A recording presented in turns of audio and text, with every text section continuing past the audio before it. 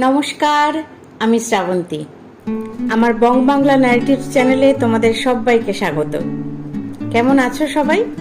আশা করি আমার বন্ধুরা সবাই খুবই ভালো আছো। আজকেও আমি তোমাদের একটি দুর্দান্ত ঘটনা শোনাতে চলেছি। ঘটনাটি সংগৃহীত। তাহলে দেরি না করে চটপট শুনে ফেলা যাক আমাদের আজকের ঘটনা। চলো ঘুরে আসি ভয়ের দুনিয়ায়। বিয়ের প্রায় 10 বছর পর রঞ্জনা আর সাগ্নিক একটা আলাদা বাড়ি নিতে পারলো। অনেক দিনের ইচ্ছে ছিল নিজেদের একটা বাড়ি হবে, তবে শ্বশুরবাড়ির লোকের প্রতি ওর দায়িত্ব কর্তব্যবোধ আছে অনেক। তবে ওই বাড়িতে কিছুদিন যাবৎ একটু সমস্যাই হচ্ছিল, বিশেষত ঝিমলি যত বড় হচ্ছে। এবার ঝিমলির একটা আলাদা ঘরেরও প্রয়োজন। এই বাড়িটা খুব পছন্দ হয়েছে সবার। এত বড় বাড়িতে এসেই তো ঝিমলি সারা বাড়ি ময় ছুটোছুটি করছে, আর ওর তো নিজের ঘরটা খুবই পছন্দ হয়েছে। বেশ ভালো কাটছে রঞ্জনার দিনগুলো। সাগ্নিক সকালে কাজে বেরিয়ে যায়, ঝিমলির স্কুল থাকে। রঞ্জনা বাড়ির কাজ করে বাগানের কাজে হাত দেয়। অনেক দিনের শখ ওর বাগান করার। পরশু যখন ঝিমলিকে স্কুল বাসে তুলতে গেছিল, তখন মিসেস মল্লিকের কথায় যেন একটু খটকা লাগলো রঞ্জনার। ওই বাড়িতে থাকছো? তোমরা তো খুব সাহসী। কোনো সমস্যা হলে জানিও। কথাটা ঠিক বুঝতে পারল না। গত দুদিন থেকে মাঝে মধ্যেই কথাটা ভাবাচ্ছে রঞ্জনাকে। ঝিমলির স্কুলে গরমের ছুটি পড়েছে, পড়ার চাপ একটু কম। হঠাৎ একদিন বাগান থেকে ঘরে ফেরার সময় একটা পুতুল নিয়ে এলো। এটা কোথা থেকে পেলি? ঝিমলি শুধু ইশারা করে বাগানের কোণের আম গাছটা দেখিয়ে দিল। রঞ্জনা প্রথমে আপত্তি করলেও মেয়ের পছন্দের কাছে হার মেনে সাগ্নিকও রাজি হলো, আর রঞ্জনাকেও রাজি করালো।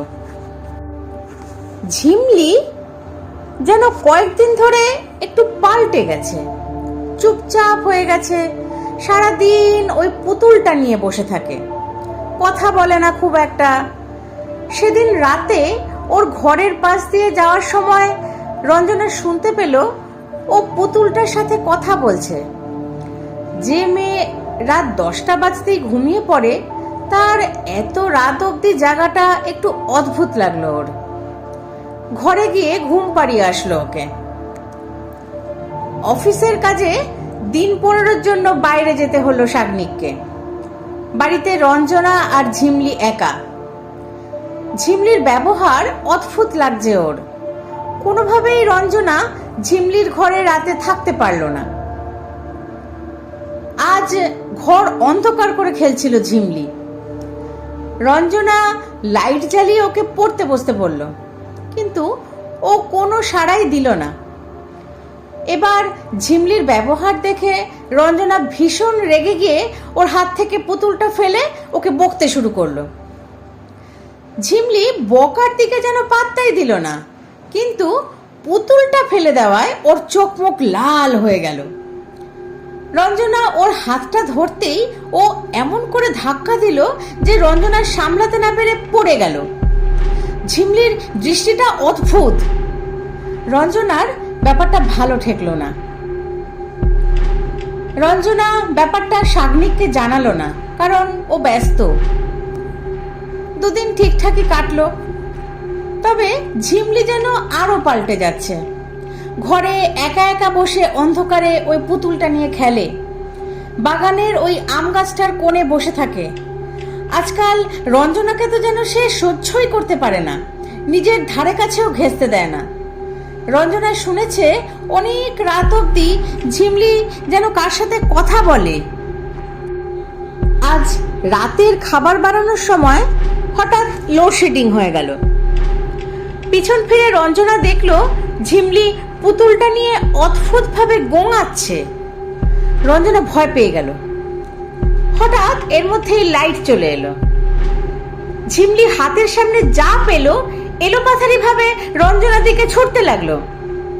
একটা থালা এসে রঞ্জনার মাথায় লাগলো আর কেটে গেল।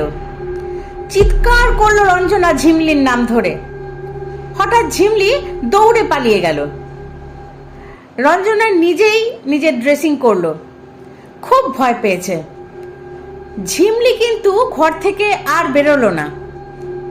পাশের বাড়ি থেকে মিসেস মল্লিক আসলেন। আগের দিন তোমাকে বলেছিলাম কিছু সমস্যা হলে জানিও।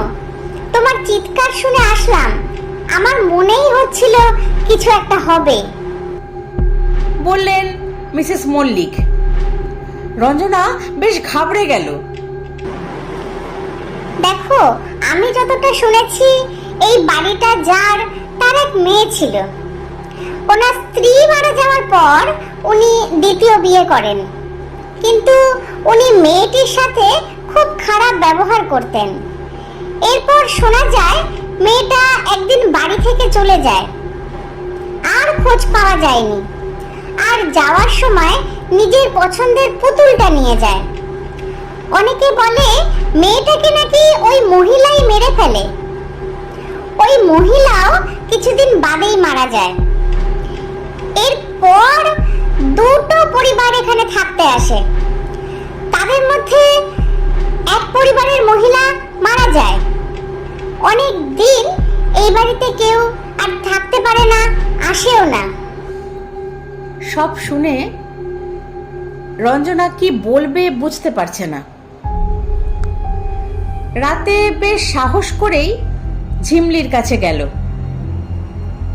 গিয়ে বলল, আমি জানি তুমি আমার ঝিমলি নও, কিন্তু ঝিমলি তোমার কি ক্ষতি করেছে? আমি কি করেছি? এরকম কেন করছো? আমি জানি তুমি মায়ের ভালোবাসা পাওনি কোনোদিনও, তাই কি তুমি ঝিমলিকে ওর মায়ের থেকে আলাদা করতে চাও? তুমি কি চাও না ঝিমলি সবার ভালোবাসা পাক? হঠাৎ ঝিমলির গলা থেকে এক অদ্ভুত কণ্ঠস্বর ভেসে এলো। সবাই ভাবে আমি পালিয়ে গেছি, অনেকেই পেছনে বলে আমায় মেরে ফেলেছে জানো। আমার মা চলে যাওয়ার পর বাবা নতুন মা আনলে আমি খুব খুশি হয়েছিলাম, কিন্তু মা আমায় একদম ভালোবাসতো না। বাবাকে আমার নামে অনেক মিথ্যে কথা বলতো। একদিন মা আমার জন্য পায়েস বানিয়েছিল, আমি অনেক আনন্দ করে খেয়েছিলাম, কিন্তু তারপরেই আমার গলাটায় খুব কষ্ট হচ্ছিল, সব অন্ধকার হয়ে গেল। তারপর আমি দেখলাম আমার শরীরটা ওই আম গাছের তলায় পুঁতে দিল। বাবা আসার পর বলল আমি পালিয়ে গেছি। আমি চিৎকার করে বললাম, বাবা আমি পালাইনি, কিন্তু বাবা শুনতেই পেল না। এরপর আমি একদিন ওই মহিলাকে মেরে ফেলি, আর এরপর যেই এই বাড়িতে থাকতে আসে তাদেরকেই আমি শেষ করে দিই। অন্যায় করলে তাদের শাস্তি পেতে হয়, তোমার মাও পেয়েছে, কিন্তু যারা নির্দোষ তাদের কেন শাস্তি দিচ্ছ তুমি? আমিও তো নির্দোষ ছিলাম। তোমার সাথে যে অন্যায় হয়েছে, ভুল হয়েছে, সেটা তুমিও অন্যের সাথে করলে তো সবাই সমান হয়ে যাবে। তুমি কেন এরকম করছো বলো? এরপর রাতটা কেটে গেল। পরদিন সকালে রঞ্জনা খুব ভয় ছিল, কিন্তু ঝিমলি ঘুম থেকে উঠেই মাকে জড়িয়ে ধরে, সেই আগের মতো, আবার আগের মতো ছুটোছুটি করতে শুরু করে।